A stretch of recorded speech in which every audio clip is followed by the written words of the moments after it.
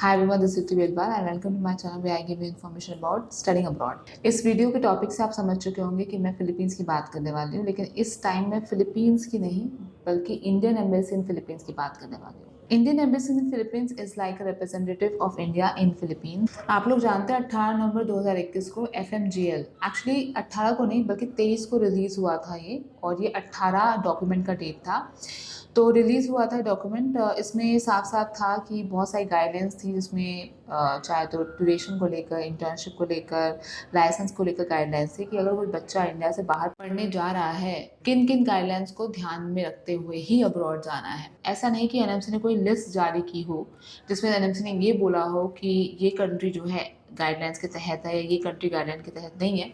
ऐसा कुछ भी एनएमसी की तरफ से नहीं आया था, और इसकी जो मेन रीज़न था, इससे कहा जाता है वैलिड इनवैलिड। ये सब इंडियन एम्बेसीज जो उस कंट्री में, उनकी क्लैरिफिकेशन के बाद हम लोग ने कहा था कि ये गाइडलाइंस के अंडर है या ये नहीं। और ज़्यादातर इंडियन एम्बेसीज ने ही ये क्लैरिफिकेशन दी वेदर और नॉट ये कंट्री की जो एजुकेशन है और जो भी यूनिवर्सिटीज़ हैं उनका जो करिकुलम है वो फॉल कर रहा है इन कैटेगरी में या नहीं। पर इंडियन एम्बेसी मनीला की हर एडवाइजरी में एक ना एक नेगेटिव एंगल आता था, सिवाय एक एडवाइजरी के। ऐसा नहीं है कि इंडियन एम्बेसी इन मनीला हमेशा चुप रही। लगातार मनीला स्थित इस इंडियन एम्बेसी ने स्टूडेंट को गाइडेंस दिया, क्लैरिफिकेशन दी, क्लैरिटी दी और उनके क्वेश्चन का आंसर किया। 18 नवंबर 2021 के बाद जो पहली एडवाइजरी इंडियन एम्बेसी मनीला के थ्रू आई, वो आई थी 8 दिसंबर 2021 को। इस एडवाइजरी में इंडियन एम्बेसी ने ये क्लियर किया था कि BS की ड्यूरेशन MD के ड्यूरेशन में कैलकुलेट नहीं होगी, क्योंकि BS एक अलग डिग्री है और MD एक अलग डिग्री है, तो दोनों मान्य नहीं होगी। बावजूद इसके कि एनएमसी ने अपने टोल फ्री पे काफ़ी बच्चों को ये क्लैरिटी दी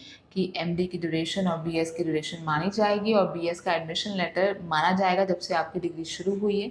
लेकिन काफ़ी महीनों बाद इस तरह की क्लैरिफिकेशन एनएमसी की आई। इस एडवाइजरी के आने के बाद एक बहुत बड़ी खलबली मच गई पूरे स्टूडेंट्स में, और बहुत सारे बच्चों ने इंडियन एम्बेसी को अप्रोच किया, मेल्स लिखे, कॉल्स करे। तो उसी महीने एक दूसरी एडवाइजरी भी इंडियन एम्बेसी ने जारी करी, जिसमें उन्होंने लिखा कि वो डिस्कशन कर रहे हैं एनएमसी में और स्टूडेंट्स की बात रख रहे हैं कि वो BS की ड्यूरेशन को इंक्लूड करे MD की ड्यूरेशन में।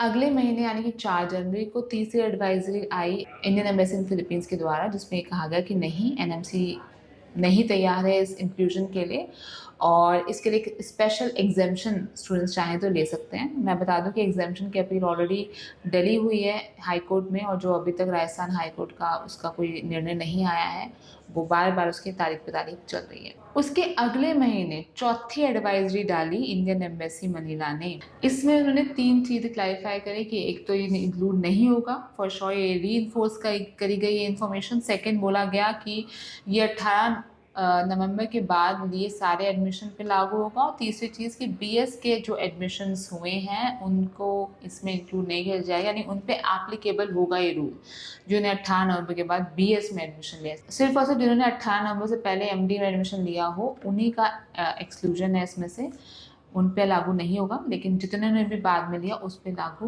होगा। सितंबर 1 2022 को चैट ने एक लेटर जारी किया, जहाँ पे ये इनफॉर्मल था, उसमें अभी स्टैम्प वगैरह नहीं था, अनऑफिशियल तरीके से वो लीक हो गया था, जिसमें ये लिखा हुआ था कि ड्यूरेशन बढ़ाई जा सकती है फिलीपींस के लॉ के हिसाब से, बिकॉज फिलीपींस का जो मेडिकल एक्ट है वो ये कहता है कि 4 साल से कम की डिग्री नहीं है, 4 साल से ज़्यादा की डिग्री हो सकती है।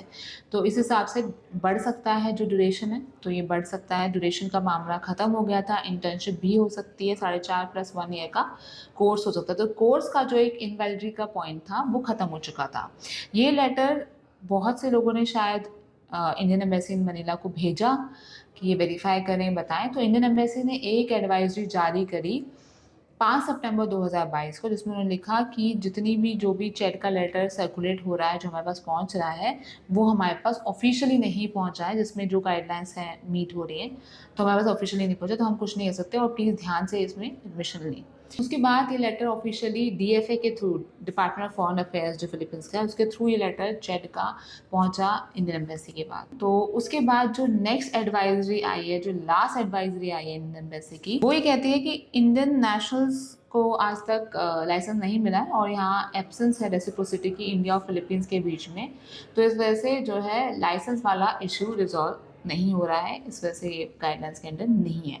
ये जो एडवाइजरी आई वो 26 मई 2023 यानी कि अभी जिस टाइम में वीडियो बना रही हूँ उससे कुछ महीने पहले ही एडवाइजरी आई है। ये एडवाइजरी एक्चुअली चैट के एक लेटर के बाद आई है, जिस चैट के लेटर में ये लिखा हुआ था कि फॉरेनर्स एग्ज़ाम दे सकते हैं अगर वो चैट अप्रूव मेडिकल कॉलेज में पढ़ते हैं, जो कि उनका लॉ कहता है कि अगर आप चैट अप्रूव कॉलेज में पढ़ रहे हैं, डिग्री भी यहीं से ले रहे हैं, तो आप पीएलई एग्ज़ाम दे सकते हैं, पीएलई एग्ज़ाम में बैठ सकते हैं। एक्चुअली कन्फ्यूजन ये थी कि उसमें लिखा था foreigners are not allowed to give license exam. Foreigners यानी कि वो जो फॉरेनर्स हैं प्लस उन डिग्री भी कहीं बाहर से ली है, वो अलाउड नहीं है फिलीपींस में काम करने के लिए या वहाँ का पीएलई देने के लिए। लेकिन जो फॉरेनर्स फिलीपींस आके चैट के अप्रूव कॉलेजेस में पढ़ रहे हैं वो दे सकते हैं। तो ये उनके लॉ के मेडिकल एक्ट के अंदर ही लिखा हुआ है।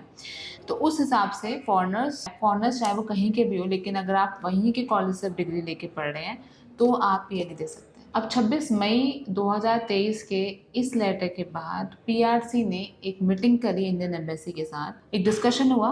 तो उन्होंने ये बोला कि इस फॉरेनर्स वाला जो लिखा है आपने उसमें आप इंडियन मेंशन करें कि इंडियंस आर अलाउड।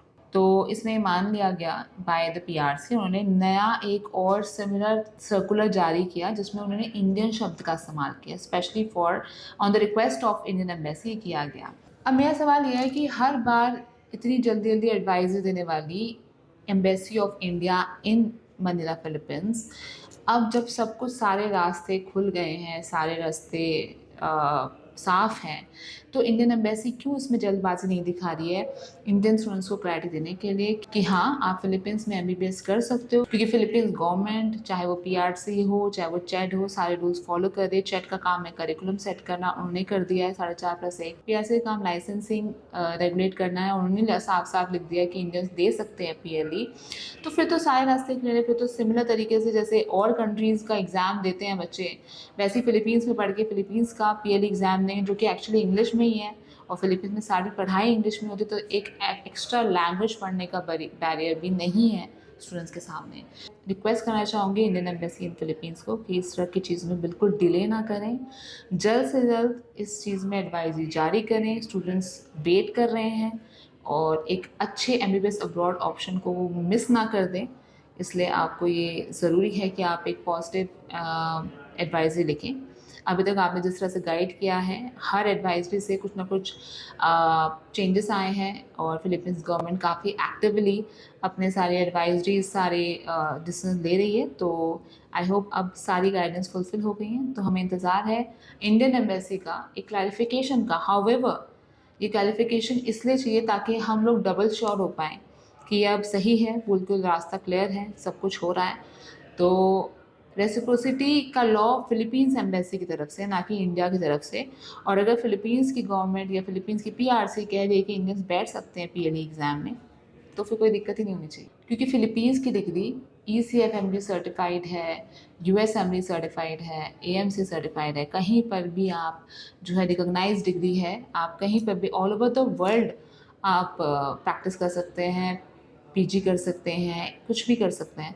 तो इंडिया भी जो है इसको ज़रूर करे गो हैड, बिकॉज मुझे डर है कि एक एडवाइजरी के इंतज़ार के चलते बच्चे इतना अच्छा ऑप्शन छोड़ के कोई इससे बेकार ऑप्शन ना चूज़ कर, जो कि इंडिया के रूल के हिसाब से तो है लेकिन क्वालिटी वाइज फिलीपींस से उतना अच्छा नहीं है। So thank you so much for watching this video. I hope आपको समझ में आया होगा कि इस सिलसिलेवार तरीके से जो मैंने आपको समझाया है कि क्या क्या इम्पॉर्टेंट है और क्या क्या एडवाइजरीज़ की वजह से हम लोग यहाँ पे रुके हुए हैं। और अभी तक जितना पॉजिटिवली सारा काम हुआ है, होपफुली ये भी काफ़ी पॉजिटिव तरीके से आप लोग के सामने आए। Thank you so much.